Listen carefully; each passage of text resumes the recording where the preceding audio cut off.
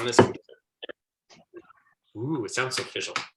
All right, so this is the Vancouver Adaptive Snow Sports Returning Ski Instructor Review.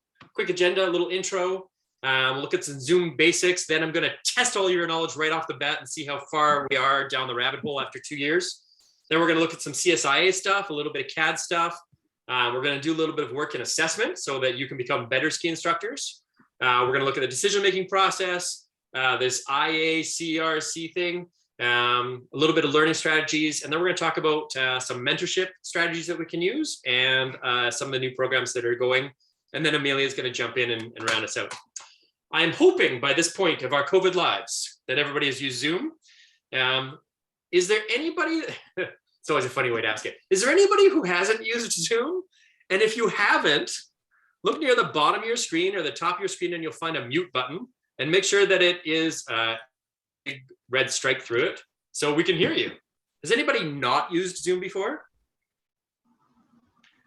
Sean's putting up his hand. I don't believe, Sean, really? Just with you last year. All right. By the way, Sean, I love the stash. That's looking good. Is that after November? Looking very good. The 30-second review for people that don't know. So if you find that toolbar, and for some people it's at the top of the screen, for some people it's at the bottom, there's something that says participants. And if you click on that, it'll show you all the people that are hanging out tonight, and you should be right at the very top. The important part about you being at the top is if you want to change your name because it doesn't reflect who you actually are currently, you can just scroll over and there'll be a blue button that says more, scroll down, hit rename, and you can change your name to something that makes sense to us. I know sometimes when my wife uses my Zoom, all of a sudden I'm Layla and it gets awkward. Some of the other buttons on that same scroll bar, there should be one that says chat. And we'll probably use the chat a couple times tonight.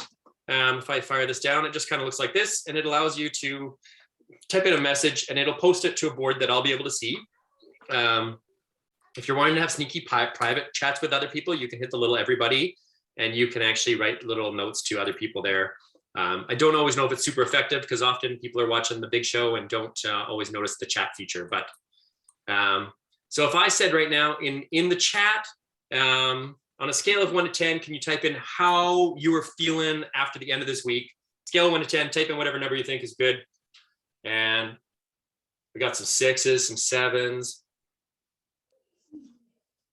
A solid 3. A 7 with an exclamation mark. That's like a 7+. Sean's rocking a 1. Good, good. I like it. Okay, lots of 7/8s. I'm not gonna lie, I'm feeling like a 6-ish. This COVID stuff right now is freaking me out a little bit. I really hope we're not heading back in the wrong direction. So I'll say I'm gonna go with a 6 exclamation mark and a question mark. Sounds good. Some of the other things you might see in Zoom, looking at your toolbar, sound off, sound on, so that's that mute button. There's video on, video off. And then you also have reactions that might be there. Otherwise, you might have to hit your little more button and find something called reactions. And you can put thumbs up or little smiley faces, a few other different things. So with that being said, let's keep rolling on. Right into the deep stuff. Pop quiz. All right, now this is all on your own. There's no official anything, but I'm going to give you about 90 seconds. Either open up a Word doc or scribble on a bit of paper, as many of these answers as you think you can figure out. But none of them. We'll kind of go through them as we hit the presentation. I see some big eyes. I love when I see big eyes. We're like, what is that? I have no idea. Because I was still very confident in what I guess I know it's been authenticated.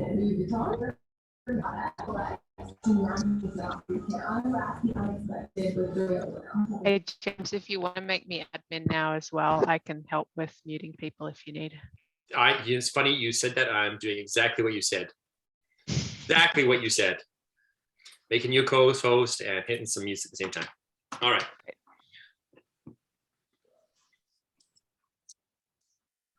So maybe now, so Amelia, we're kind of chatting. Amelia and I, maybe I should put Amelia on the spot. Like, Amelia, can you name the 6 steps of the CADS progression? I got lucky last night. You didn't see me, but I got to go watch some of Anne teaching CADS level 1. Nice. And I 654, something's mobility, something's turn progression, something is, yep. So the 6 steps I get stuck on. 6 steps. Okay. Okay. We'll go over those. Is that where you get your gliding? Ish. How does ish Yeah. sound? Yeah. That's okay. We'll get into it. I've got a lot of issues second. from James in my life as I've given answers. 30 more seconds to answer as many as you can. Or 10 points in the Alpine responsibility code. That's I find people are really good for about 4. You know what, while we're saying that, maybe I should actually find a picture of the Alpine responsibility code so that we can talk about that. Sure.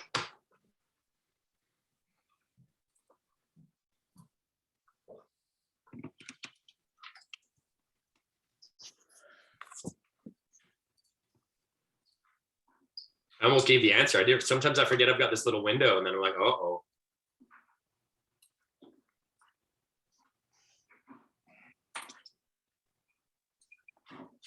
Let's get rid of that.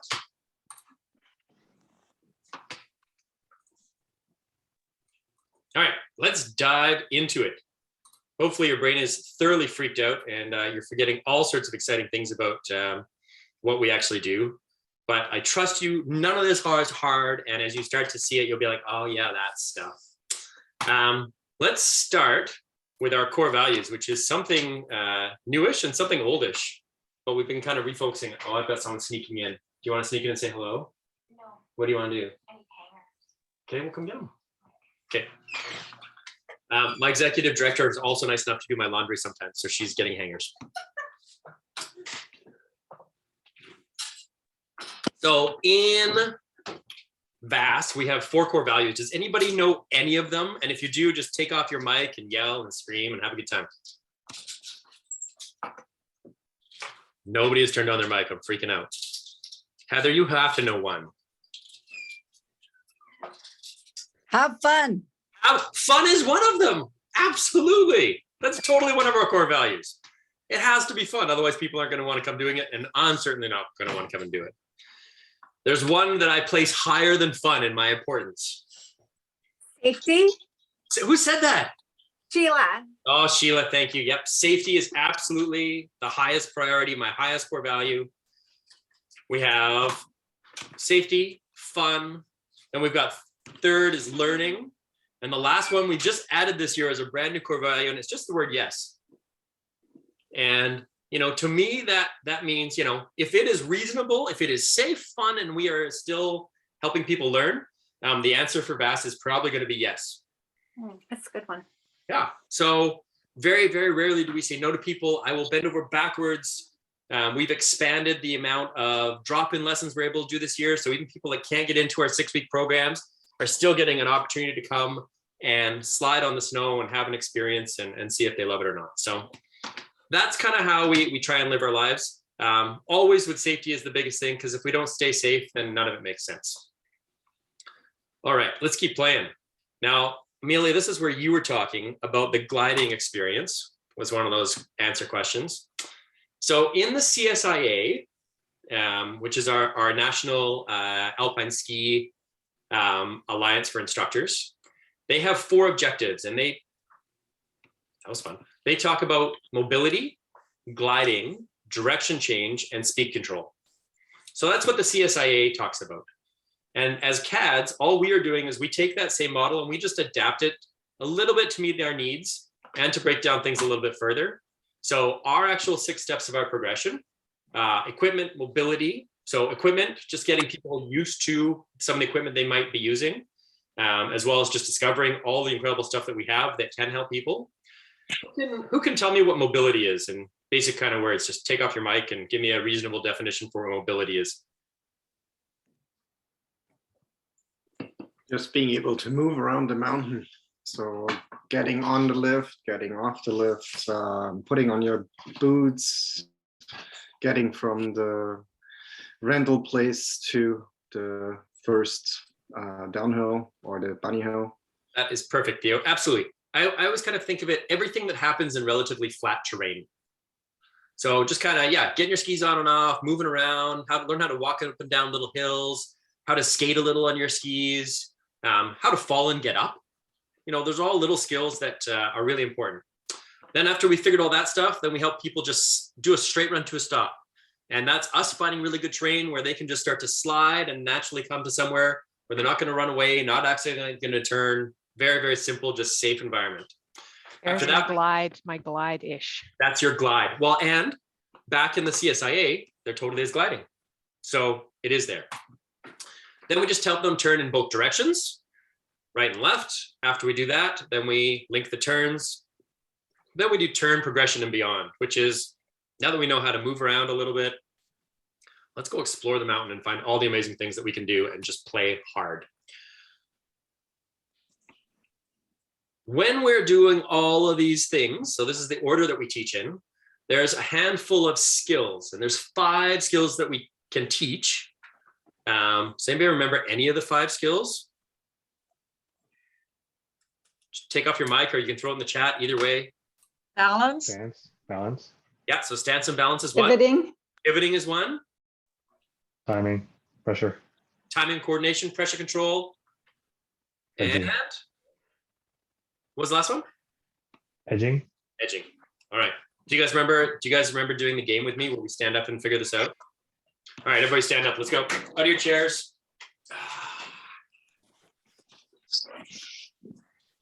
So I find if we can often move a little bit at the same time we're learning, we'll accidentally learn really fast. So the first one is stance and balance. What's a good sort of position you might do for stance and balance? I find, yeah, who just did it? Who was it? Jillian, just hop a little and land. And that's good stance and balance to start. All right, so we call that stance and balance. Then the next one we do is pivoting. So for pivoting, if you just hold your leg out nice and straight and kind of put it out in front of you and you wiggle your foot back and forth, you should be able to feel your femur moving in your hip socket. That's what pivoting is. Okay. Then we have, what's the next one? Anybody?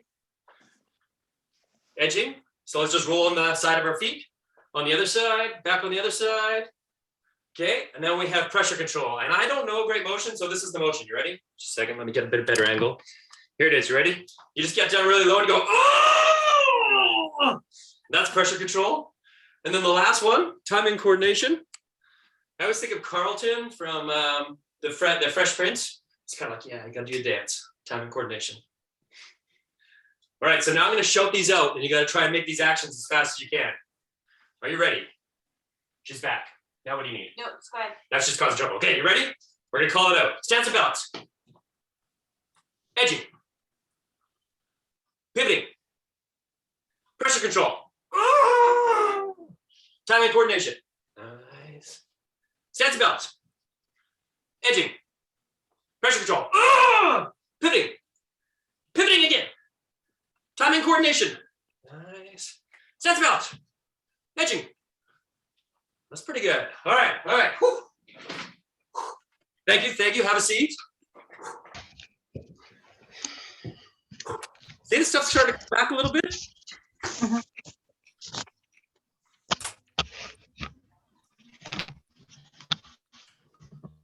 So that's the stuff that we teach. That's the order that we teach it in. That's the stuff that we teach. Now we get into the fun stuff. Big outside, big exhale.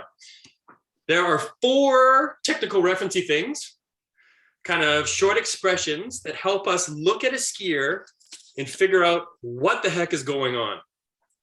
Does anybody remember any of those? Cass, say your hand up already? I love it. Cass, hand is up. Oh. Does anybody remember anything about any technical referencey things? Turning is led by the lower body in the ski design. Who said that? That was Amelia. I've done this most recently, so I got that's a a free good one. pass. Okay, so one is totally turn is led with the lower body in ski design. Anybody else know any of the other ones? Someone was saying something. Use of all joints. Yeah, use of all joints to stay balanced over the skis. That's amazing. There's 2 more. Separation of upper and lower body for angulation, to allow angulation, something like that. That was amazing. Yeah. So upper and lower, let me just look it up. First one, we said use of all joints to maintain balance over the skis. Great. Second one, turn is led with the lower body. And in CADS, we might say lower body or lowest functioning joint, depending on what our student can do. Then the third one is upper and lower body separation allows for angulation, which leads to grip. Does anybody know what that one means?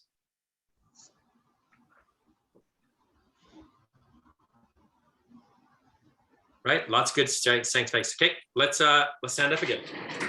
Thinking about edging. It's a talking about edging a little bit. So if we all stand up, and right now, if I might have to kick off my flippers here. If I just try and edge as much as I can to the right, with everything kind of staying pretty square, my feet can only get so far over on their edge.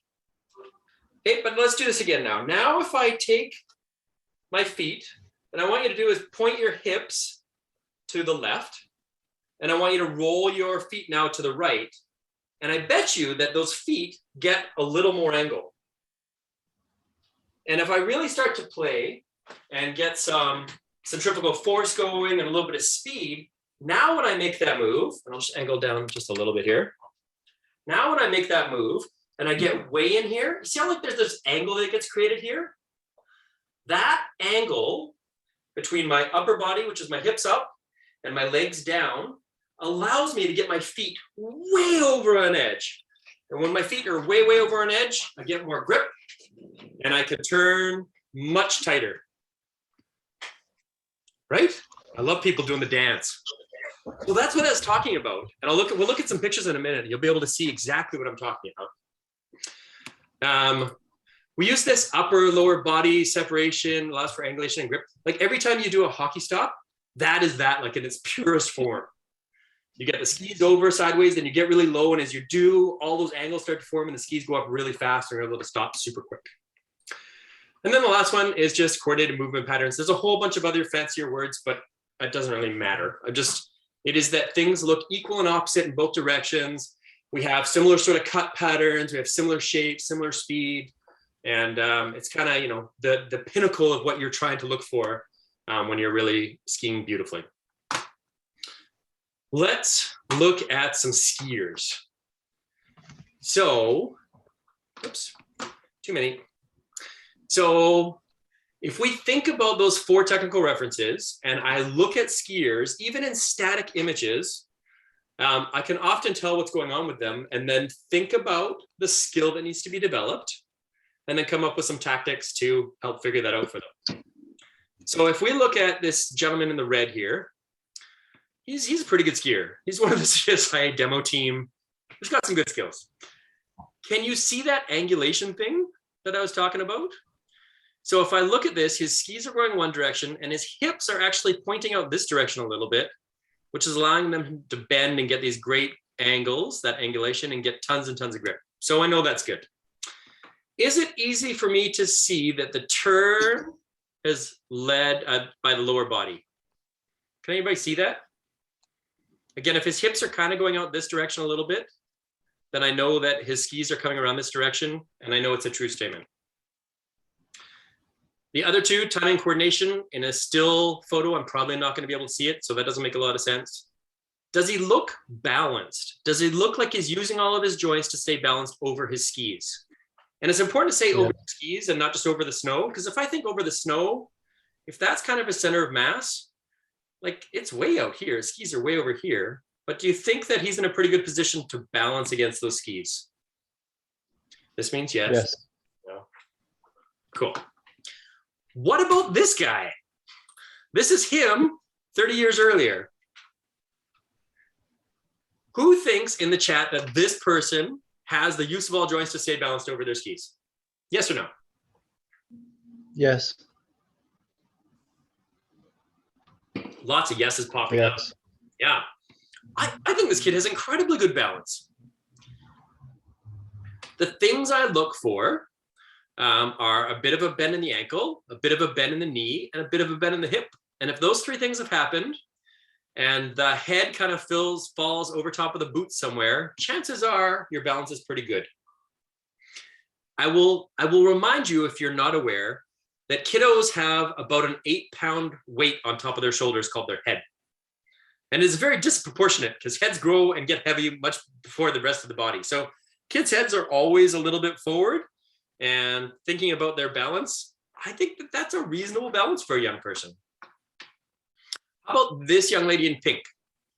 Can you see, just fire in the chat if you can see a good bend in the knee and the ankle.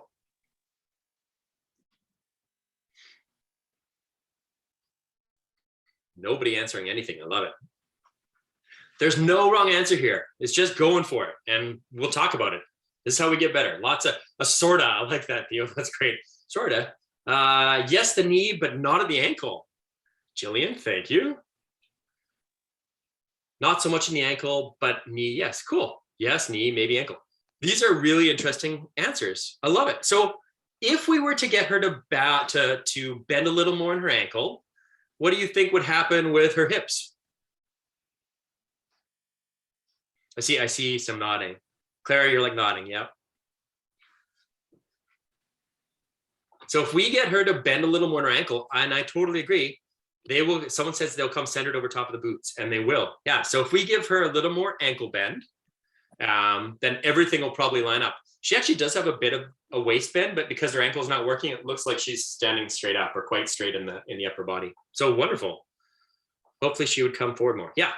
So, well, now I'm really going to test you. Who has had this problem with a skier before? Anybody? Everybody? The ankle is probably, yeah, myself, I love that. The ankle is probably the one that most people forget they can bend and really use.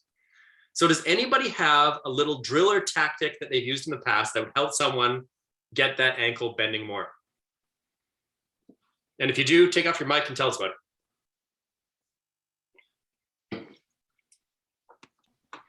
We tried having the kids do hops. So drive the knee forward and then stand up. So hop their tips up. So hop up, I heard almost all that. Hop up.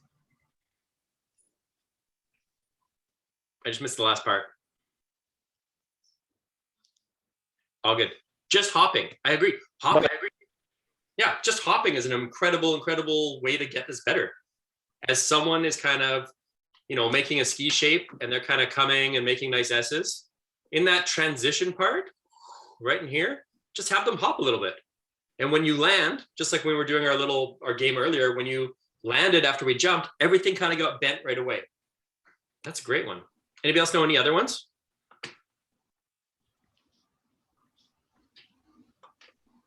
One of my favorites, if people are using poles, small as a house, big as a house, small as a mouse, big as a house. Who said that? Back. Yeah, I'm not sure if this lines up exactly with this one, but just trying to get into that idea of going as small as you can to bend your ankle, knees, and hips, and then popping up to see the difference between the two. Love it. That's amazing. Yep, totally fun for kids. Also totally fun to make adults do. Jeff, you were saying push shin into the boot. What does that mean?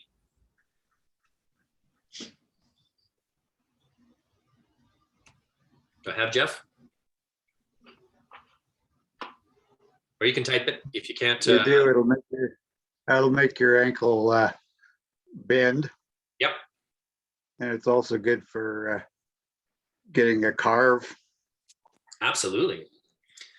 Yeah. So just even asking people to put a little pressure onto the front of their boots, right? Feel that cuff as you're skiing. Can totally work well. I used to have an instructor that used to take bottle caps and like the little crown bottle caps and tape them in the back of people's boots so that they wouldn't rest on the back. I don't suggest that, but it does work. Who else? Kevin said heel front of shin on boot. Yeah. Line up knees, toes, and shoulders. I love that. Cool. So you guys are great at this stuff. Let's look at a couple more photos and see what we see. Love this kid. He is definitely going to be a future freestyler. How do we think this is going to end? Okay, let me ask the question. What is there good use of all joints midair to stay balanced over the skis?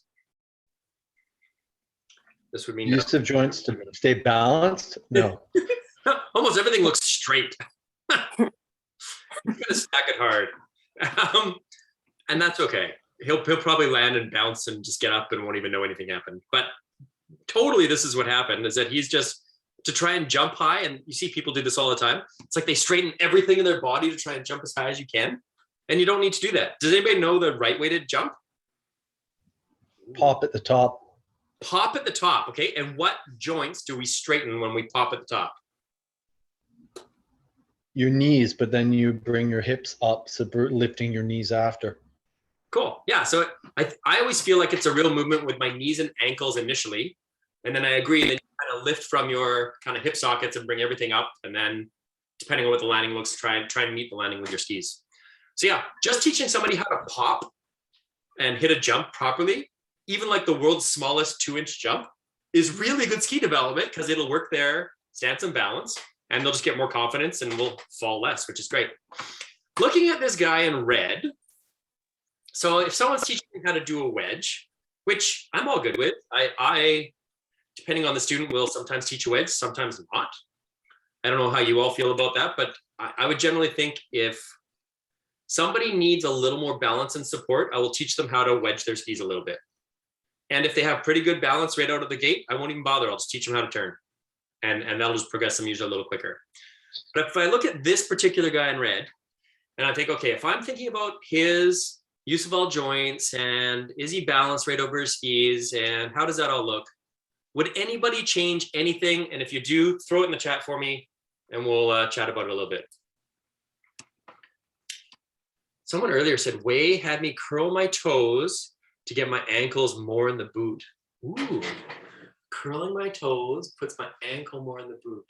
Like curling them up or curling them in, like crunching them up or curling them up. Was that for you?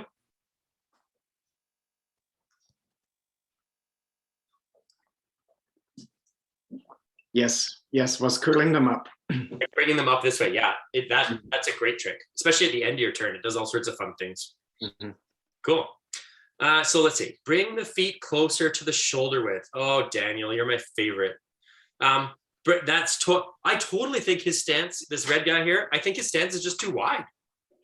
Like his feet need to be directly underneath his shoulders so that he's ready to move to parallel when the horses take him. Bring your wedge in. Yeah, perfect. Said the same thing. Teresa, look stiff, ankles are straight, hips are barely bent. I like that too. This guy just looks, none of these joints look very mobile to me. So a couple things we could do for sure. Narrowing everything is probably gonna get more use of the knee and right away because it doesn't feel like it's strained. And then I would probably make this adult totally do small as a house, big as a mouse and get everything moving. What about this guy in the dark suit here? What is going on there?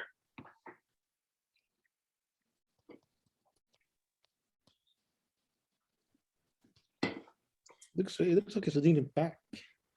Looks like he's leaning back. His weight is back, leaning back. Okay. Yep. Weighted to the C back. The C back. Weighted to the C back. That's a typing error. Okay. I'm like, what's this expression? I love it. Also looks like they are looking at their hips. Yeah. Okay, so let's break them down a little bit. So width of foot doesn't look too bad, I don't think. The ankle, do you see bend in the ankle? Some yes, some no.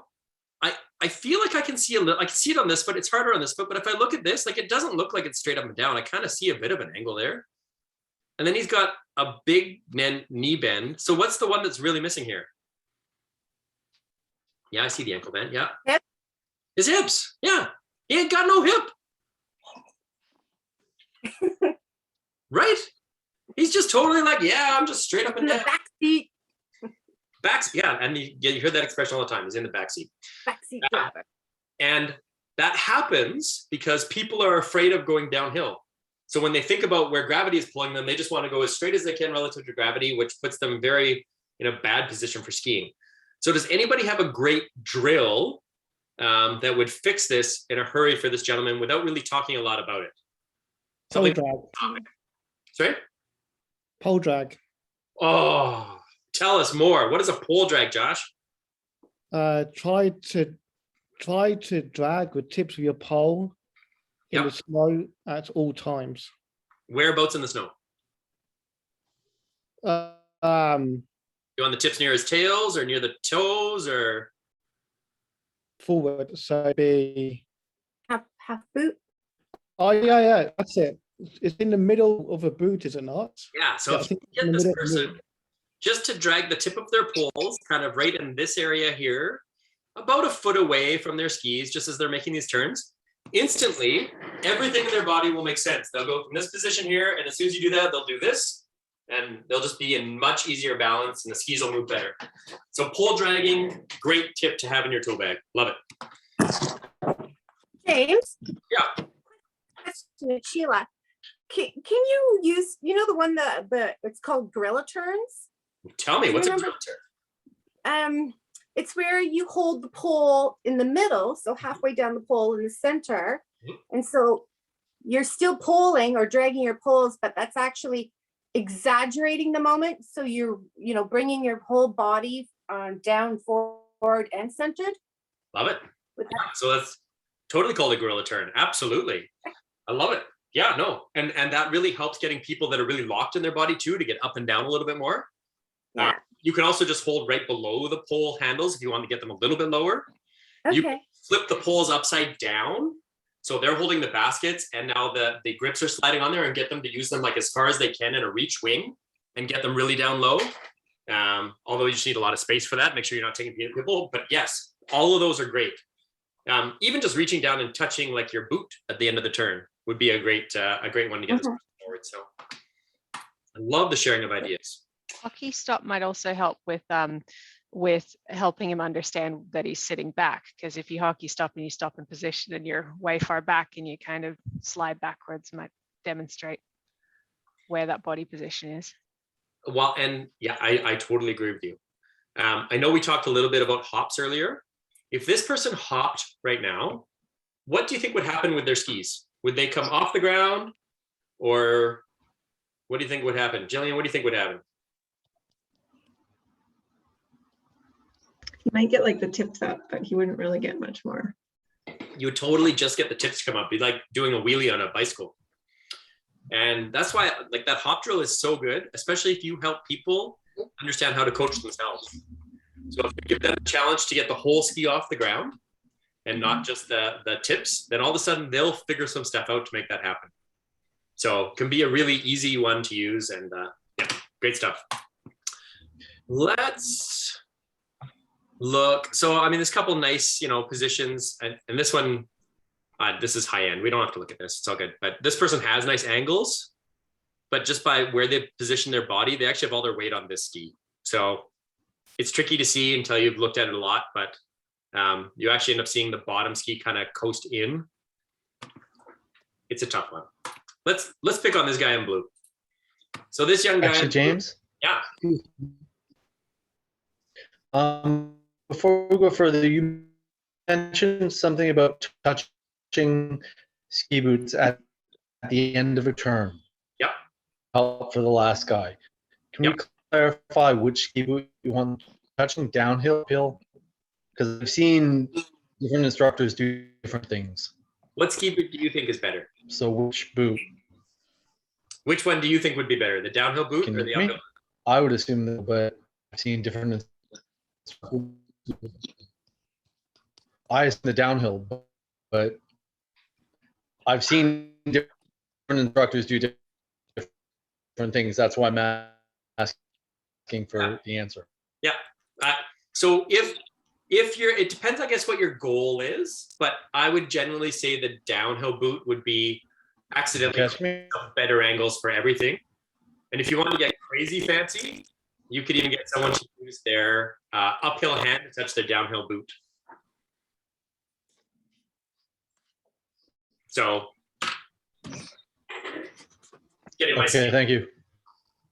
So, if you're skiing across and you just have them do this, that's not bad. So that's the downhill boot. But if you had them do this and even touch like the top of their boot, that's an interesting ski position to me, more so than this. That makes sense? Excellent. Yep. Cool. It does. Thank you very much. Great question. Well, and you know, I am guilty. I watch ski instructors all the time, and I just have to always assume that they have a reason for what they're doing, because otherwise I'll go crazy. Not everybody gets it right all the time, but anything that gets somebody moving and challenging their balance is probably good for their balance. So, well, should we put, you know what, let's talk about this. I mean, I wasn't planning to talk about this, but who knows the airplane drill? Oh, Heather. I do. Heather, okay. Heather, think about this now. If we're making a turn to the right, Oh, no. which way do the wings go? We're making a turn to the right. Do the wings go so they're tilting down the mountain or up the mountain? You know what? I'm dyslexic, left, right. Let's go with, I'm going to have the child follow me and I'm going to do it right, correctly. And I'm going to do it backwards correctly. Because I'm going to know that they're doing it correctly, not right or left. Does anybody have a good answer? Any way of thinking about it? I think that was a great I have answer, one. James. What do you got? Who is that? That's Sean. Hey, Sean. I'm calling airplane because people often lean uphill. I tell them to use fighter jet, and that way they lean downhill and they're attacking the turn.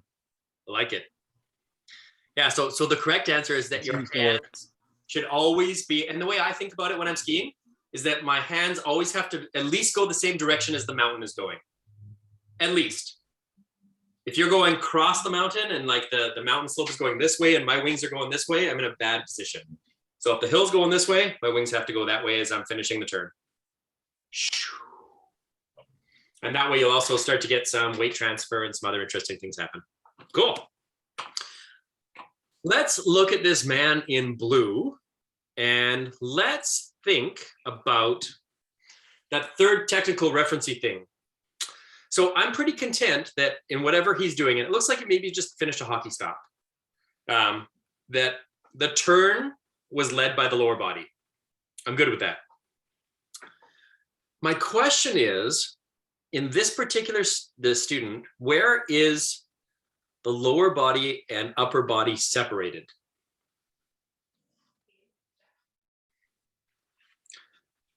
Teresa said the same thing I did on the airplane thing. Thanks, Teresa. And I'll give you two options and you can tell me which one you think. So is this person, oh yeah, Liam Carla on it. So if I think about this, and this just becomes a fundamental question, are the hips part of the upper body or part of the lower body? And if whatever your answer is, then what is going on with this skier? So I'm seeing lots of people saying that there's like a twist at the hips. Yeah, not of the hips, seems above the waist. Yeah. So for this particular skier, this person's belief at the moment is that the hips are part of the lower body. So they've let kind of everything twist and they're almost trying to keep their shoulders like down the fall line because someone told them that was important once. And if you start to think about it a little bit differently and you say, cool, the hips and the shoulders need to stay the same direction all the time. And the reason I want to do that is that then that never puts my spinal column in any sort of a twist and never puts me in any jeopardy of doing a lot of damage. It's because we used to ski like this blue skier. I know Sean and I still sometimes do, but we try not to. And if you really can get those femurs, those big bones attached into your hip turning, and even right now where you're sitting, like if you're able just to lift up your feet and turn your feet one direction as far as you can, that's your whole separation. The direction your skis are going one way and your hips, which are planted on the chair, and your torso are all just nice and square. That's the most separation that you can physically generate. Which means that if I was this blue skier and I just did a hockey stop, his hips and shoulders should be pointing somewhere 45-degree angle relative to his skis. But if somebody has like this big fake twist in their spine, they're overworking everything way more than they need. So when I do a drill like the hockey stop drill, the big thing I'm looking for and the big thing I'm coaching on is to try and get people to separate So turn those feet as far as you can so that you can get the most amount of angles you can out of your body. But at a certain point, you run out, and that's fine. That's where your body is. Now, if we just increase the angle and that bend a little bit, then we'll get those skis to rise more on their edge and you'll get more grip. But that's all it's talking about. So this guy's got a funny twist in his spine. I would help him figure out that this hips and shoulders are all together, and then give him some drills besides hockey stops, because we mentioned that. Does anybody know any other drill that really gets you to twist your feet and really get using that lower body to start the turn? You can do small crescents in, just turn and go back up the hill just to get the lower body to lead. I love that. So I love, you just call it small crescents. I think the drill I've heard that's similar like that is called garlands, where you kind of like do like woof, woof, woof, like over one another. And yeah, that's an incredibly good drill. I love that. Great answer. Does anybody know one that's a really fancy, like Austrian word that starts with B? Bra. Yeah, Teresa, what was it? Brocage. Brocage. Teresa's favorite drill of Teresa's, especially when I make her do it in a sit ski. Brocage is where you take a small corridor. So like think about a single lane cat track sort of size area, and you try and side slip straight down it. And then at intervals, you make 180-degree turns and slide slip on the edge, and 180 degrees and side slip on your edge, and just kind of keep sliding down. But when you're doing that, you have to generate that movement from your legs. Otherwise, nothing works. And I always challenge people really to keep their upper bodies just super quiet and relaxed, and just drive with those legs as you're getting in there, and really get them used to feeling that turn, because that turning motion is the same motion that should start all of our turns when we're skiing, is that movement of the legs. Then we get those angles and balance against them towards the outside of the ski. So I have a question, James. what do you got? So when you're doing that drill, should you be looking down the hill, or are you looking in the direction if you're side slipping as you go to do the brocage? Yeah. So I would say that you should always be looking in the direction you're traveling. And your neck doesn't have a lot to do with angulation of your body as we're adults. When you're kids, it's weird because it's so heavy, but as adults, it doesn't really affect that much. So as I was doing the brocage, my head would probably stay almost straight down the hill. So I'd be one direction, and then I would just be okay, the other direction and the other direction. Yeah, good question. Is it okay to still say, pick a focal point down the hill to help you, keep your eyes on it as you let your body do the skiing? Is that okay? I'm totally good with that. I think what we used to say is like, keep your shoulders pointing at that the whole time. Yes. That's where we used to get this weird twist in our spine.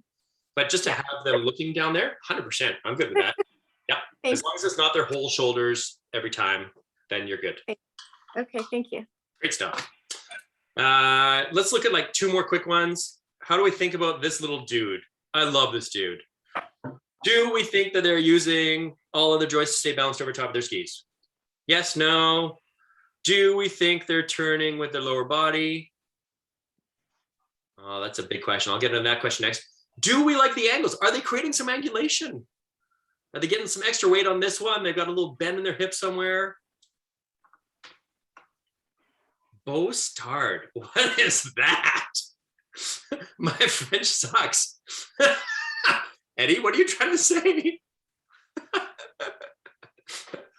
I'm not sure what it is, but I think I like it. No, that was an answer for brocage. Oh, for brocage, okay. Sorry, yeah, my bad. Brostard. He looks like he's having a blast. I agree. He looks like he's coming in for a high five. Yeah, what a great drill. High five drill. Love that. I'm going to get wicked advanced with you guys for like a minute, and then we're going to move away from this kind of assessment stuff and get into a couple other things. See, it even says super advanced stuff. It's got to be real. Okay. Let's stand up again. I like standing up. So if we stand up and we put our feet into a little bit of a wedge position or a triangle, you can even make it a bigger triangle than you might, like a tighter triangle than you might with skis normally. And if we take both of our femurs, and we're going to just think about moving our feet, so we can balance on our heels a little bit, and we're going to twist our feet to the right. If I look down right now, does it look like my right foot is a little bit ahead or a little bit behind? Try it again. I'm going to turn them a little bit. Does it look like my right foot is a little bit ahead or a little bit behind?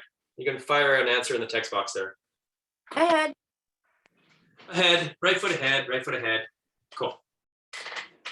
All right. So this is like one of my biggest little secrets to helping people ski really well, really quickly. If you're going to teach them how to wedge, once you start getting them to turn their feet to start the turn, you have to see this middle picture here. You have to see that this is where they started. And if they turn their feet, then that right foot ends up just a little bit, or the ski tip ends up a little bit forward. And now as they complete their turn, that orientation should stay true the entire time. If you're seeing something else happen. So if you looked and you saw that they're going to the right here, and this ski seems to be way out front, and this one seems to be trailing behind, all that person did to actually start the turn, does anybody actually know what they did to start the turn? Maybe I'll ask that as a more interesting question. Use pressure. They just used pressure. Yeah, they just took all their weight and they leaned over on that one side, and the ski went around. And when they did that, then that actually that one ski raced out in front. And they will totally turn that way in really easy terrain. The problem with it is that it's not a good step to parallel. It's actually a bad step to parallel. So if you have students that get in a wedge and just lean from side to side and go down the hill and get this bad lead change all the time, they can never quite get to parallel. If I get them making this turn and now going and turn and then go, well, from here, like even just me doing this and watching my hands, like all of a sudden they just kind of go parallel. I didn't even mean to. They were here. I just get them doing this properly. And funny enough, with a little more speed and pace, they just all of a sudden ski parallel without ever having to think about it.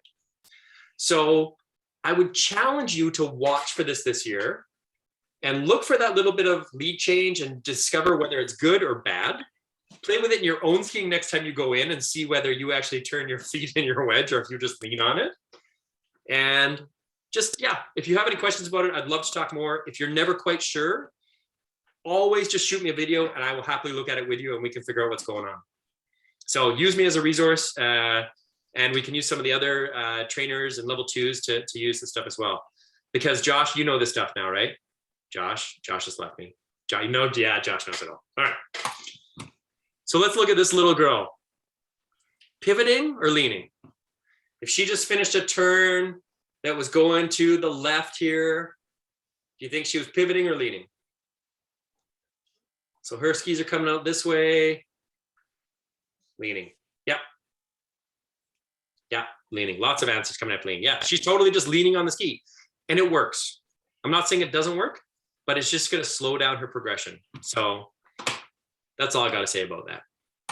The last thing, of course, is that despite all this stuff we talk about and all the crazy adventures we try and get people to do, we're just supposed to be safe and have fun and accidentally learn sometimes. So dancing is one of my favorite things to do when I ski with kids.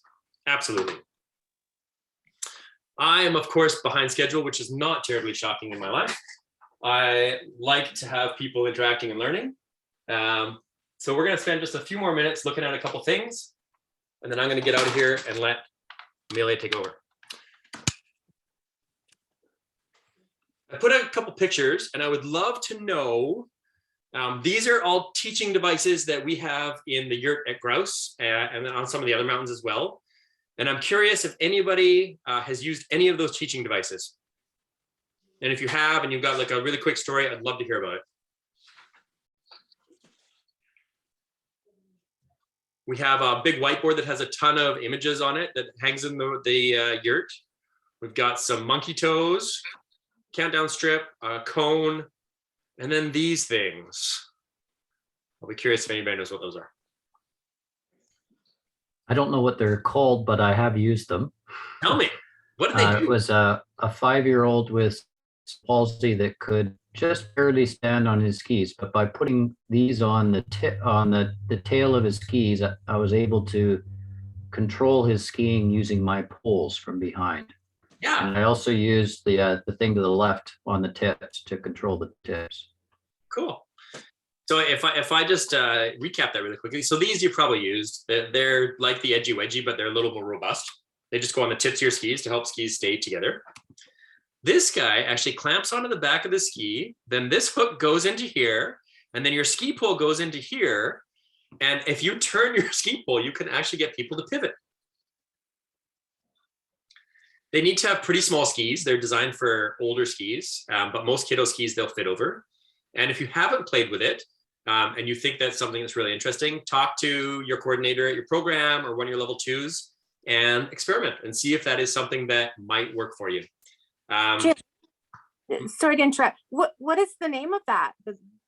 It is called, it has a great name. Please hold. Hookeries? Okay. Hookies. There you go. That's what it's called. Okay. Yep. I am always cautious of them because I am concerned that they get us very close with people. So if I was going to use this particular tool, this hookies, I would probably do it while I'm just walking in my boots so that I can be quite close and not have to worry about my skis getting tangled up, in which case I think it's a great tool for sure. Anybody ever use cones? Yes. Yep. What are cones good for?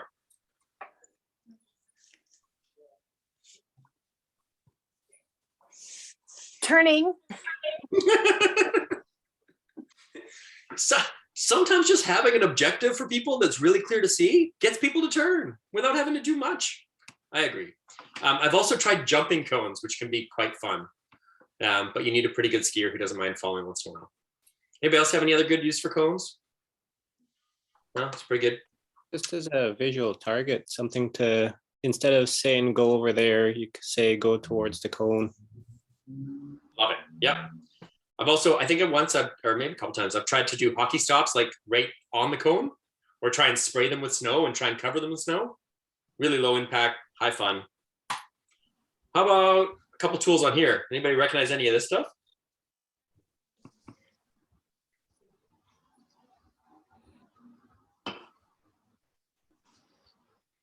Anybody know what this guy is? Cones are good for holding flowers, so you have to glide to pick them up.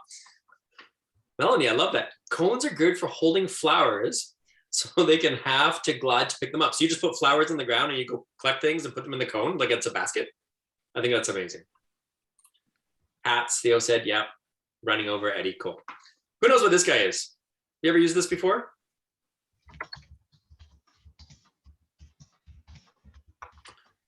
I don't know what it's called, but your skier gets to be in the square and you can hold behind and they have something to hold on to. Yeah, your skier just goes in that square area. And I think it's called a horse and buggy, I think is what it's called. You hang onto the back and very easily you can just kind of ski them, and wherever you go, they're hanging onto the front and they will get a little bit of a shoulder turn, which isn't amazing. But if it gets them working on their stance and balance, which is a skill, I'm in. If they're making turns and not sliding away from you, they're probably using some edging. And that is all good development and super safe. Really great if you have a kiddo that likes to run away randomly. Can be a super safe thing. How about this little guy? Might be hard to see what it is. This is called a spreader. And there is an elastic band in here. So you can pull this knob out, have somebody put it underneath their boot, underneath their binding, and do that on both sides. So it keeps this distance away between their feet. We've probably got about 20 different sizes, depending on the size of your student. So you could use one of these between the boots and maybe use those monkey toes at the tips, and that will allow them to stay in that really nice wedge position and just start to kind of slide around. This guy's just a balance board. I have tried putting 2 skis on either side and just get people used to playing with their balance a little bit. If it's really cold or yucky outside, we could do some stuff inside on that. These 2 are mostly used for snowboarding, but I'm up to anything. If you can find a safe way to use it, I'm always up for that. This guy is a big inner tube. Has anybody ever use inner tubes for anything? Yep. What do you got? It's good to, I call it a safety belt for kids and they love using it. Yeah, if you have somebody that just likes to straight run all the time, and you don't want to have, you know, 2 tethers around their feet where you're giving lots of input and all sorts of things, maybe just having this around with a single tether will allow you to control the situation if they decide they shouldn't turn, which is better than you trying to grab them with your hands or something else. So, Or chase them down the mountain. or chasing them down the mountain. All right, a few more things. So we've got a whole bucket of these like little foam tubes that have stakes in the bottom, so you can make like a big race course down Paradise or over on one of the carpets. This guy's a walker, which doesn't come out a lot, but we do have a couple of them. We have one that's built forwards and one that's built backwards on purpose so that you can have options as to what your skier's need is. This is one of my favorite ones. And maybe not even everybody knows this, but we now have Wi-Fi in the yurt. So if you need to go online and find something to entertain somebody for a few minutes, it is free Wi-Fi. You just have to put in your email address and away you go. How about a shovel? Has anybody ever used a shovel in the lesson?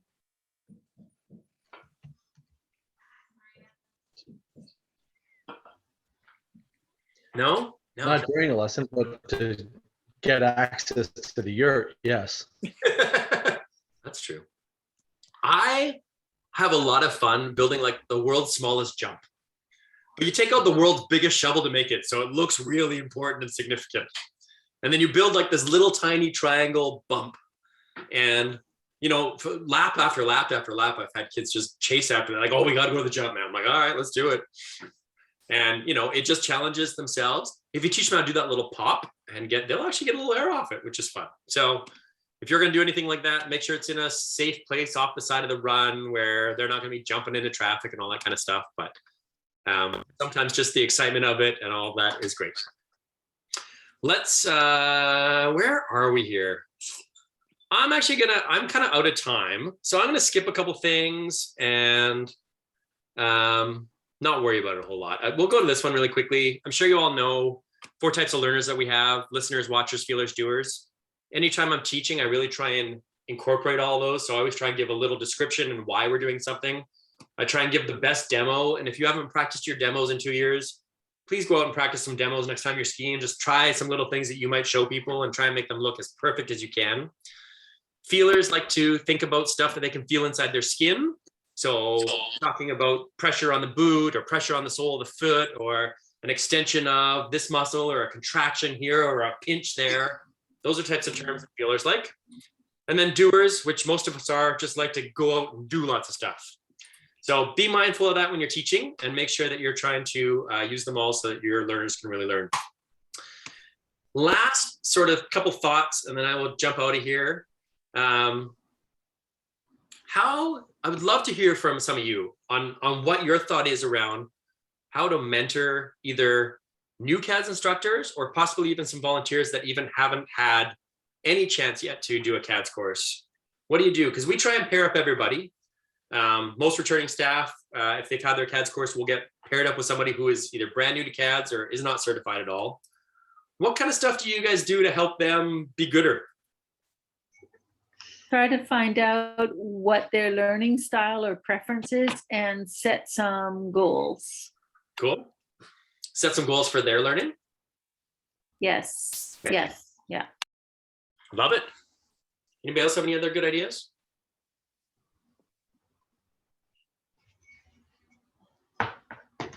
Lots of nodding. I think it's a tricky conversation. I think if somebody doesn't have their CAD certification, then realistically the whole season you're going to be the lead instructor, and they'll be there to support you. And often I'll try and show them a couple things. I'll definitely let them be aware of how to use like a 3-person pole, so we could do that together. I might teach them how to use tethers if we're in a tethering situation, and that way they can be part of that as well. But if they're not certified, chances are you're kind of taking that lead the whole time. If they are certified and they've just got their CADs, and we've got about 100 people getting their CADs this year, I go with a totally different approach. If I have 6 lessons, I would want to lead the first 2, and then I want to teach with them for the next 2. So have them really involved in the decision process and doing some demos and all of that. And then The last two, I'm going to try and just let them teach by themselves. And I'll be there for them if they have any questions or anything. But if I kind of take this approach to it, I think that it just really empowers our brand new instructors to feel like by the end of the season that they feel like they could teach by themselves. So some version of this, and really keeping them involved and using them as an equal, even though they may not have as much knowledge as you, and then just let them go for it. And I'm sure if you think back, all of us at some point had that moment where we're just like, oh, I guess I'm teaching this lesson. Okay, here we go. So whatever we can do to help foster and make that easier for people, please continue to do that. And I know you already all do an amazing job, because every year we have all these returning instructors that show up. To give you a quick idea, after COVID, we had about 350 returning volunteers, which is amazing to me. So a lot of that is kudos to all of you and just the relationships that you build with everybody on the mountain. My last slide, and then I'm going to leave you. There are 2 new programs that are happening this year that we've kind of added on top of the programs that we're already running. And the first one is called Peer-to-Peer, and the second one is called the Family Program. And both of these come out of me remembering how I learned how to ski with all of my friends. And it was super impactful part of my life to be able to ski with a buddy and ski with my little sister. So we created 10 spots this year where specific students will be inviting someone into the lesson that is their friend or similar age family member. So if you end up with one of these, you're gonna have 2 people to teach, because they won't have any knowledge as well, and you can just teach them together and keep it very simple. And the hope is by the end of 6 weeks that if both of them have progressed to a point of independent skiing, then if the VASS student actually needs any support, maybe we can teach that friend or sibling how to support that person, and they can just go and ski by themselves. So don't be shocked if this happens to you. There'll be extra help for you if you need it, but teaching 2 people is not really a whole lot different than teaching 1. It just there's just a few more bodies. We'll get you an extra instructor as well, so that you've got some extra hands, and just go out and have fun. The family program was designed because we have a number of students that send students to us, and the whole family has never skied before. So I'm not sure why they think it's a great idea for their family member. But to overcome that, we are taking family members that have never skied, and we're going to teach them how to ski before the season starts. And there'll be a couple family members in there too that already have some skiing experience, but we're going to make them better skiers. And they will be an extra set of hands for you in your lesson. In the first 3 weeks, really just as an observer, kind of hanging out and letting you and the other instructor really just teach as far as you can. And then in the last 3 weeks, trying to figure out how they can become independent with their family member. So hopefully by the end of 6 weeks, we don't need or they don't need VASS anymore, and they can just go and ski and snowboard and enjoy the mountain like everybody else does.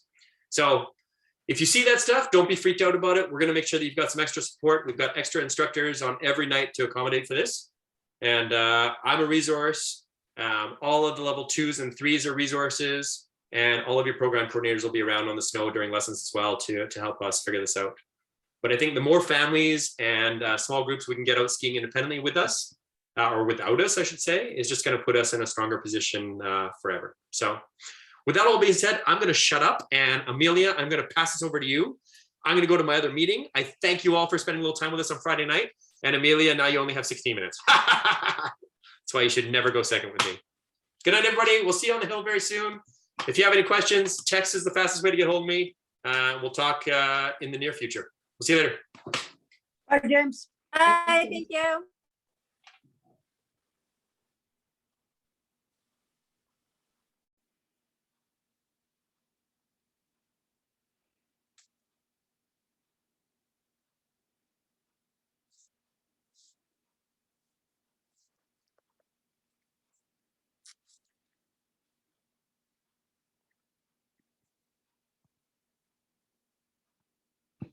Amelia, we can't hear you.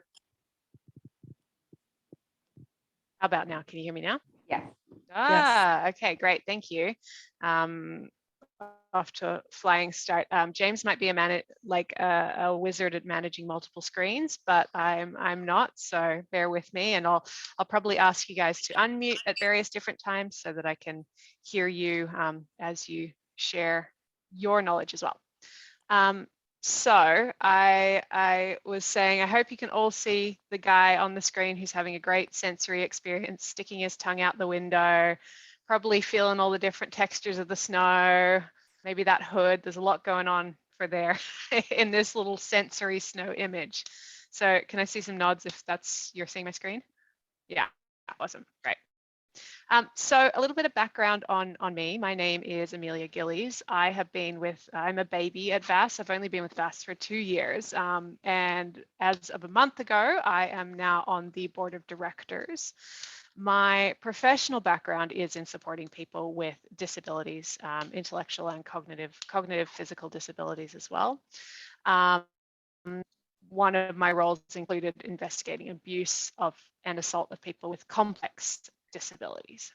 I currently work with the Alzheimer's Society of BC, supporting people affected by dementia. I'm a admittedly solidly medium skier, and hopefully a better teacher for you guys. So if you could use your reactions here, that would be great. Please let me know who feels totally confident coming into a lesson teaching someone with autism. Give me the thumbs up if you are, yep, 100% ready to go. If you are not, give me that little shocked face so I can kind of gauge how everyone's feeling. I got some shocked faces. Okay.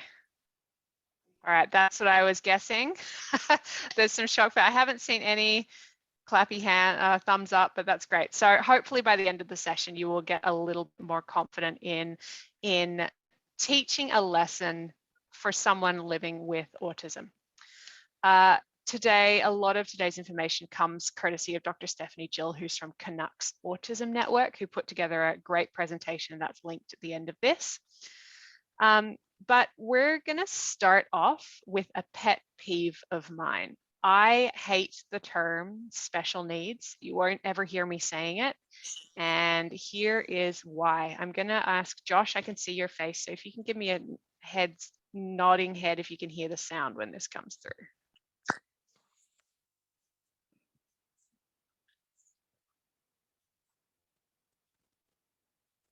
People with Down syndrome have special needs. Special needs? Really? It would be special if people with Down syndrome needed to eat dinosaur eggs. That would be special. One dinosaur egg. Enjoy.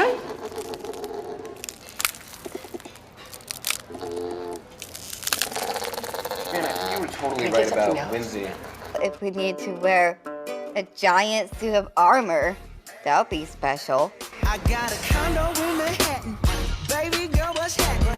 So gonna get to clapping. Go pop a phone. It would be special if we need to be massaged by a cat.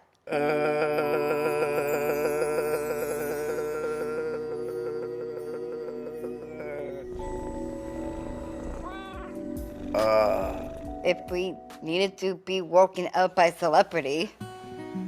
Wakey, wakey, eggs and bakey. How are you? You may know me from Scrubs or Office Space. A few darker flicks, The Rock, Platoon, Wall Street. Funny story, I played Ben. Get out. My bad. That would be special. But what we really need is education, jobs, and opportunities, friends, and some love. Just like everybody else. Are these needs special?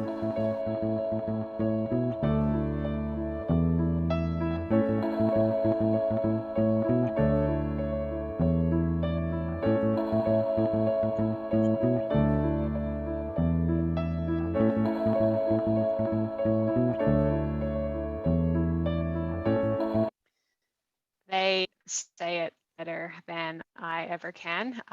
The language that we use matters. So regardless of the diagnosis of the person we're supporting, that was about Down syndrome. And today I'm going to be really talking a little bit about autism. When it comes to autism, if you've met one person with autism, congratulations, you've met one person with autism. If you taught someone with autism last VASS season, that unfortunately doesn't mean job done this season. Instead, you get the opportunity to approach with excitement and curiosity as you meet your next student with autism. I really like to use person first language. And if you're not familiar with that, it means saying students with autism, or James will say kiddos with autism, not autistic students or autistic people. So you're saying, you know, they're the person first. However, to make things a little bit more complicated, unlike with many other disabilities, some people with autism self-identify that they actually prefer I'm autistic rather than I'm a person with autism. The big takeaway from this is don't assume their preferences. Ask and take your cues from the person themselves, and that's ultimately being person-centered. Being person-centered, using person-centered language, puts the individual at the front rather than their diagnosis. It provides you with much more of a blank slate to learn about the student in front of you.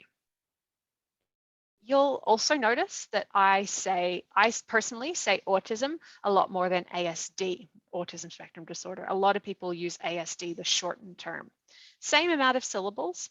So if you don't lose any time saying autism versus ASD, using shortened acronyms is really medical model. And I work in the medical space, and you can find yourself using a lot of acronyms, which really takes away from the person and their name. But great, in the chat, I can see someone saying lots of kiddos with autism also haven't been told they've got autism, and parents might not want them to know this, which is a really good example. The language that we use when we are talking about someone with autism matters. However, I'm not going to come up to someone and say, hello, autistic person or person with autism. This is kind of common sense here, but I think when we are talking about it and we are talking about someone with a disability, it's really important to use the language matter. I wanted to see in the chat there, what is one way that you have used person-centered practice, or feel free to unmute. Let me know what you've done or what you've seen done.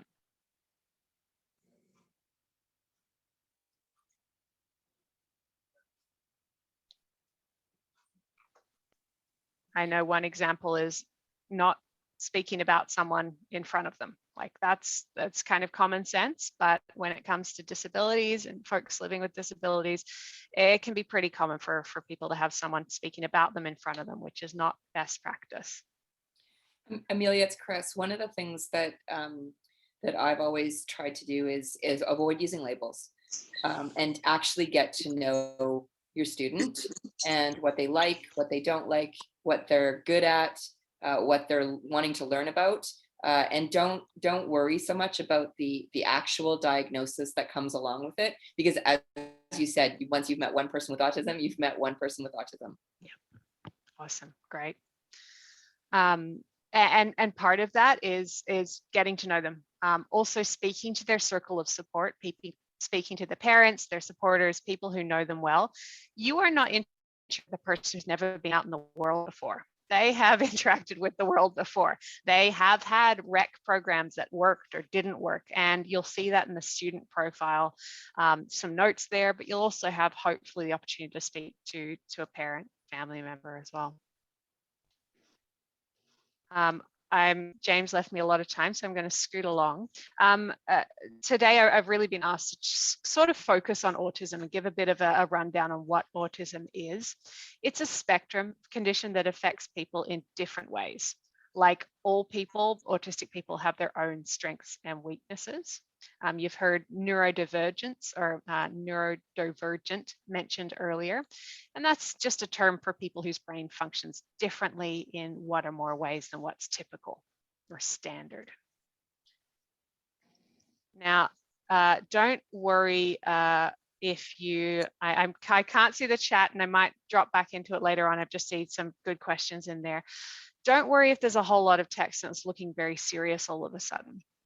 what I want to bring us back to is that there are a lot of myths and preconceptions about autism.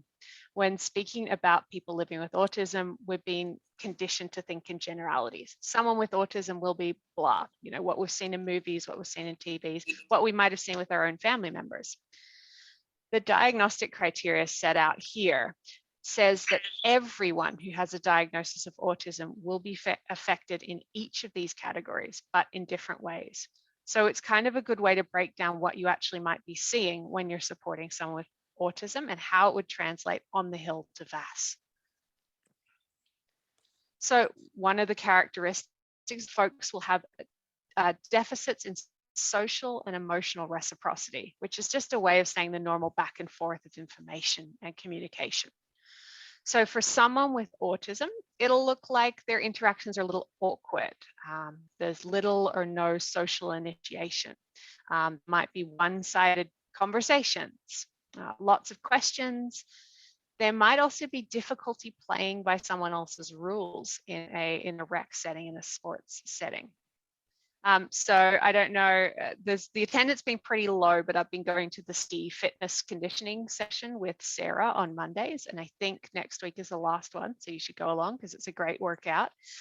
At the end of the session, we hadn't had much chatter back and forth and we're saying goodbye. And one participant with autism pipes up with absolutely no preamble at all. Where did you go on your honeymoon, Sarah?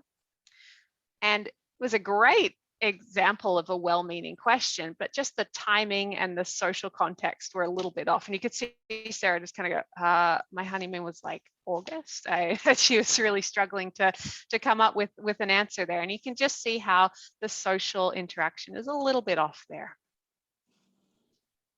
People may also have deficits in nonverbal communicative behaviors. So not understanding body language, sarcasm, or tone. How it looks on the ski hill is that people might not be looking at you and talking to you at the same time. There might be a bit of a lack of eye contact. When it comes to eye contact, don't require or force contacting them. Just ask if you've got their attention, because paying attention looks different for everyone. Has anyone had a good technique for managing eye contact or just managing keeping attention with someone's eye contact being a little different than what you're used to? Lower your body to their level. Thanks, Carlos. Yeah. Feel free to unmute yourself if anyone's got an idea as well. Sometimes it's as simple as just asking them, how will I know that you've understood what I said? Or how will I know that you heard me? That's might be great. a thumbs up, might be a high five. Yeah, great. Again, you're not interacting with a person who's never interacted with the world before, right? They're used to being asked these questions, and that's an awesome one. You'll usually say their name, great, as well. When you're saying name, when you're asking for attention, make sure you've got something to give them. Like, okay, I'm asking for your attention, and here, this is what we're going to do straight away. You know, you're not waiting around and saying, oh, okay, now I've got your attention. Let's get, by the time you finish that sentence, that attention is gone way over on the hill somewhere where James is doing something much more fun. Another diagnostic criteria is the presence of repetitive movements or speech or use of objects. You might see behaviors like flapping arms or hands, rocking back and forth, movement seeking, stimming, which refers to some self-stimulating behaviors or repetitive movements. Now, these movements are not inherently bad or negative. They can actually be self-soothing for people or even fun for them to do. For others, it can indicate stress, approaching overload, but just because you see this behavior doesn't necessarily mean something is wrong. It's a great question to ask them or ask the family and look up in their profile. It's probably not the first time that they're doing this behavior or movement. What does this behavior mean? What are they communicating when they use it? Or is it just something they like to do and it's a fun gesture for them? You might have noticed people with autism using or interacting with equipment or snow, like clothing in different or unconventional ways. I had a student who chewed on the hood of her jacket the whole 6 weeks. And that was fine. It didn't interact with it. We got her head kind of pointed in the right direction. It's kind of using a bit of a so what test. If this behavior is happening, so what? Is it really interfering with the lesson, or can we work around it, or can we kind of ignore it as an instructor and just see what else we can focus on with the student? Another diagnostic characteristic is excessive adherence to routines. So what that looks like on the ski hill is that it might look like some extra stress when the schedule changes or there's something new. There might be a lot of repetition of questions like, when are we going to do this, or who's coming with us, or where is, I see Chris, where's Chris, my usual instructor? That's quite common. And I don't know, please let me know. Again, feel free to unmute. Has anyone had this happen in a lesson? How did you overcome with it? How did you deal with it? One of the things that we've done as coordinators is if we know that a regular instructor is going to be away and that's potentially going to be alarming for a student, is we make sure that the family knows in advance so that they can prepare the student before they show up at the hill. Right. And if they use a social story, or if they use perhaps like a communication aid, like pictures, it can be great to show on that picture board, that person's coming next week. That might be something the family can help prepare for as well. We will also notice folks with autism may be hyper or hypo, which is more or less reactive to sensory input.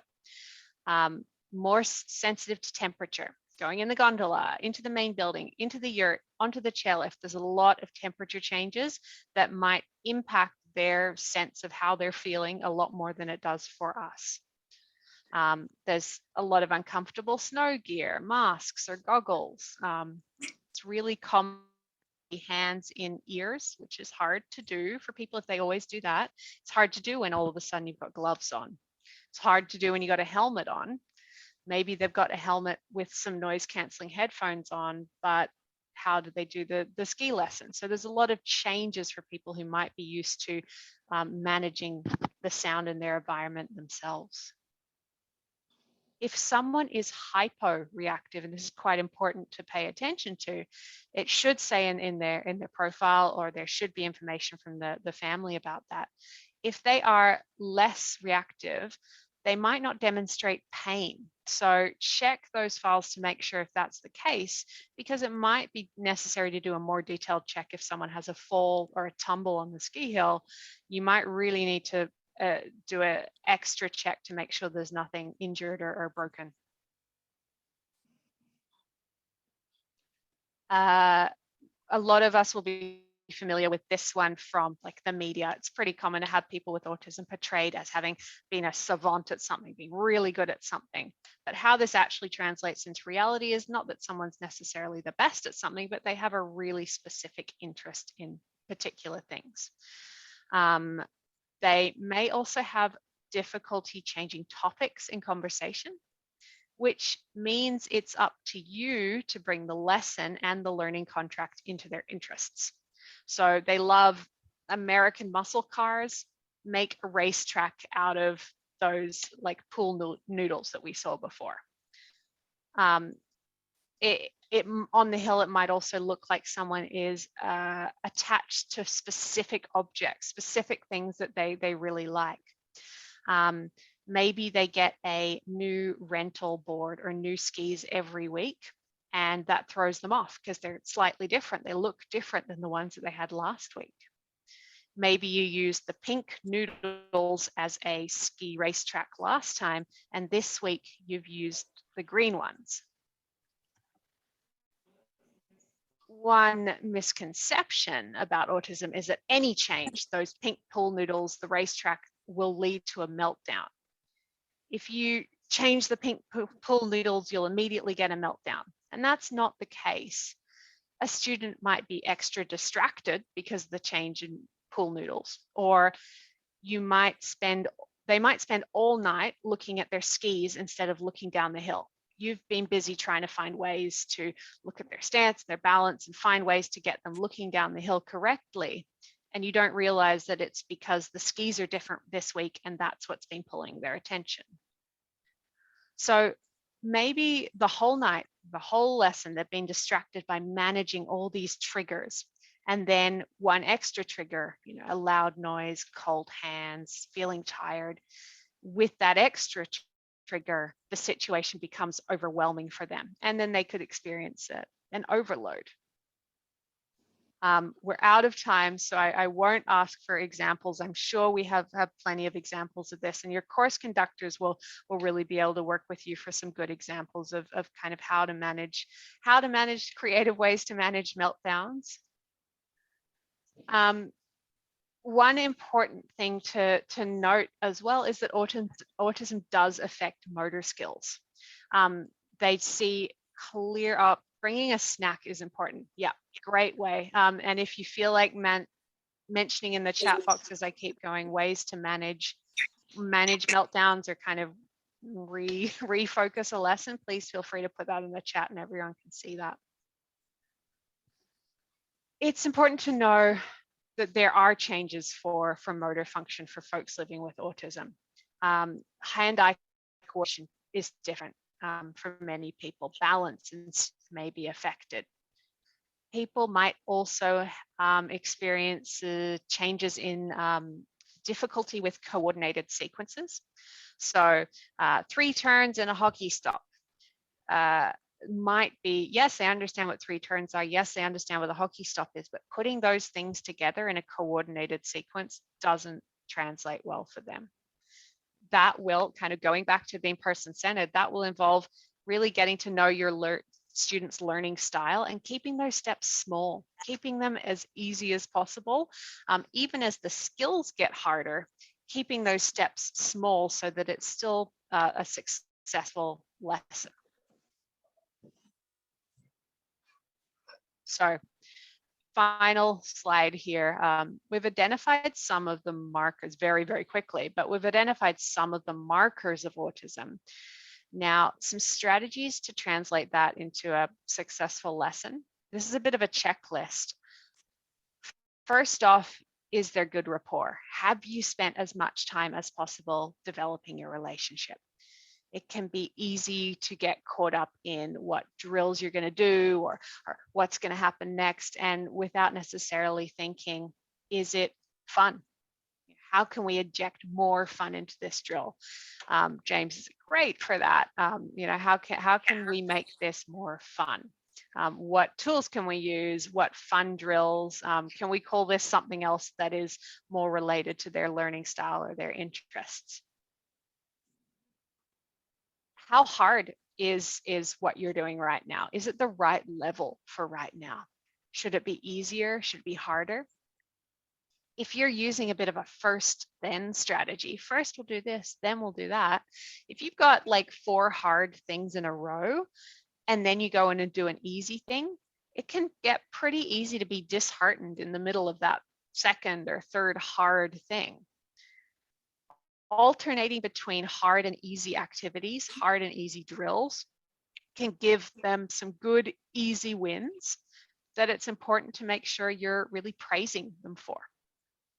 Enthusiastic, genuine praise and recognizing those small steps and wins. I could spend like the rest of the night talking about communication, but when we look at communication, there was an example before. Are you on their level? Are you physically kind of at eye height for them? What's your tone saying? Are you using simple, clear, short phrases? I have a tendency to run my mouth over. And one of the things that speech pathologists, speech therapists say, if someone's standard speech pattern with someone with autism, they normally speak in 3-word sentences. So make sure if you're explaining something to them, if you're talking to them, your sentences are maximum 1 more. It's called one-upping. So have 4 words in your sentences, maybe 5, but don't make big long sentences like I do, where you get really caught up in what you're saying and then you forget the core point of what you're trying to communicate there. And finally, are you reading the signs? What are they communicating? Are they giving you the signs that maybe they're feeling a little bit overloaded? Maybe things need a break for them. They need that snack that someone brought in their pocket. And if you're still feeling a bit off, or if you're thinking, gosh, the next lesson, I really need to look at this differently, go back to step one, building rapport and making it fun, because at the end of the day, that's the second thing that we're here to do, is to have fun. Whew, I promised I would get through that I got 30 minutes promised to me, so we're adapting. That's what we do at VASS. I saw some questions come through in the chat. Please feel free to unmute yourself if you have any questions on all of this, and it will be recorded so you can slow it down and hear me talk slower.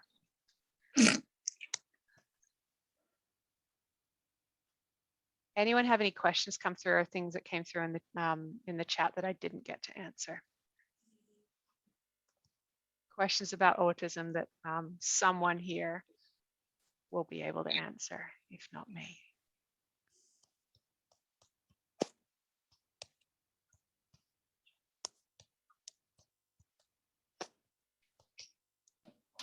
Thanks, Amelia. That was really, really, really helpful. As one of the coordinators, I also just want to encourage people to reach out. There should be someone on your coordinator team who's able to help you do some problem solving if you've got stuff that you come up against where you're stuck. And if we can't help you, then we can put you in touch with people like Amelia, who can provide even a higher level of expertise. So do reach out if you've got any challenges that come up during your lessons. My hope is that, I think we had a lot of the shocked faces at the beginning. My hope is that there's a fewer shocked faces. We're all reading that body language well. We know that I think one of the first things I said is approach it with excitement and curiosity, because the brain is a wonderful place. And the things that people do are interested in, how they communicate, is endlessly exciting to me, at least. So I hope you get to bring that spirit with you to your lessons as well. I think James is busy in the other presentation, so I think we are good to go. Hey, Amelia, I had a little bit of an unrelated question. Do you know by any chance when we would expect to hear from our coordinators about like the first day on the mountain and all that? Chris has been probably working on that. Yeah, Jillian, it depends which program you're with. So the Sunday volunteers should all have heard from me yesterday, actually. And usually in early January, you'll get an invitation to your orientation session, okay. Which is usually the week before lessons start, and some background information. Perfect, thank you. There's also a set VASS email for every program. So if you haven't heard and you have specific questions about your program, then feel free to reach out to me if you want, and I can give you the correct email for your program coordinators. Okay, yeah, I haven't heard anything at all, so. What day are you, Jillian? I'm doing Thursday at Groves. Thursday at Groves. Yeah. And what's your last name? Kelly. Okay, I'll send you a message. Okay, thanks so much.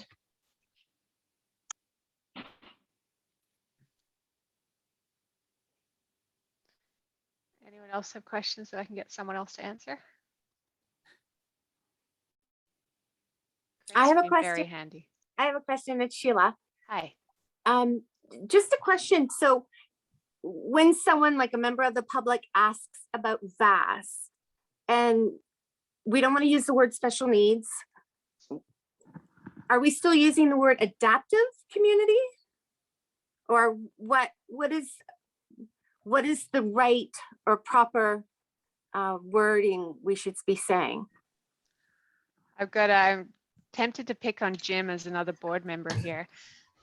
Our motto is making the mountain accessible to all. The way I pitch it in an elevator is talking about helping folks who have a physical disability or an intellectual disability access the same snow sports that many of us do.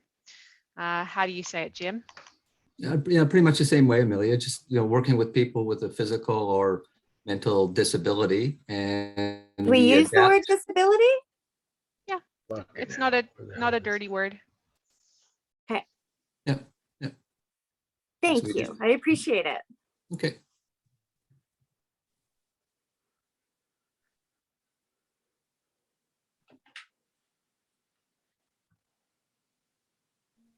And you can talk about VASS magic as can I well, so just then add if you can that- try and describe that. Sorry, was there a question there? No, just to add to the, working with people with disabilities, we don't talk about disabled people. We talk about people with disabilities. So, going back to Amelia's point about person-centered, I think. So it's how you think about that. Yeah, diverse abilities. Yeah. Okay. Yeah, 'Cause I can see that come through. Diverse abilities or different abilities. Yeah, for sure. I think this is not speaking on behalf of VASS or anything, but often you can get caught up in trying to make your languages, super like we're not really going to mention disability, and they're all just everyone super welcome, and no one quite knows what we do. So at the end of the day, I think I said I hate the word special needs, but I know that it's something that has been ingrained in culture in North America. And it's so common to hear special needs. Even the people who are experts in this will use all sorts of terrible language in dementia care, in disability support. People who are meant to be the experts aren't necessarily always using the best words. Like we were talking about before, take the cues from folks themselves. But a good rule of thumb is saying person with, person with a disability, person with a brain injury. That's a kind of a good way to start. I appreciate it. Thank you. Amelia, just you kind of touched on it, just on the VASS website where it talks about VASS. I mean, the language is there. It says VASS runs skiing and snowboarding programs for persons with a disability at Grouse, Seymour, and Cypress Mountains. VASS makes the mountain experience accessible to all.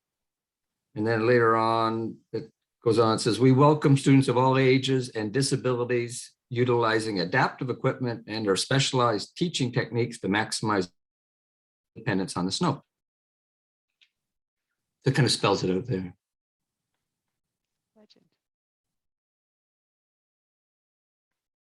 All right. I think I think James is holding the recording, so we're just all going to have to leave James in the room by himself. So. Amelia, can I just add one quick thing about those who haven't heard from their coordinators?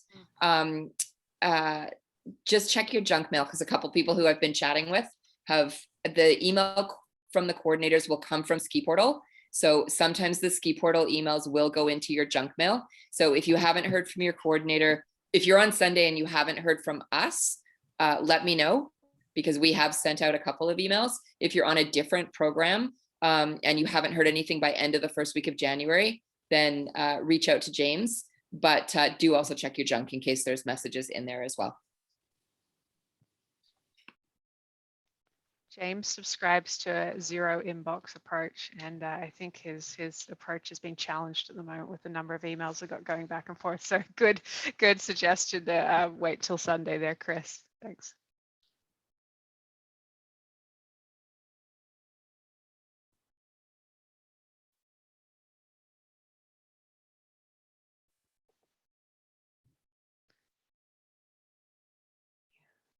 So we're good. We're just leaving James alone in his room all by himself. Alone in his room, silent in his room. Good night, everybody. Good night, everyone. Thanks For all your suggestions, Chris. Yeah. That was awesome. Great Thanks for your job. input. Thank you.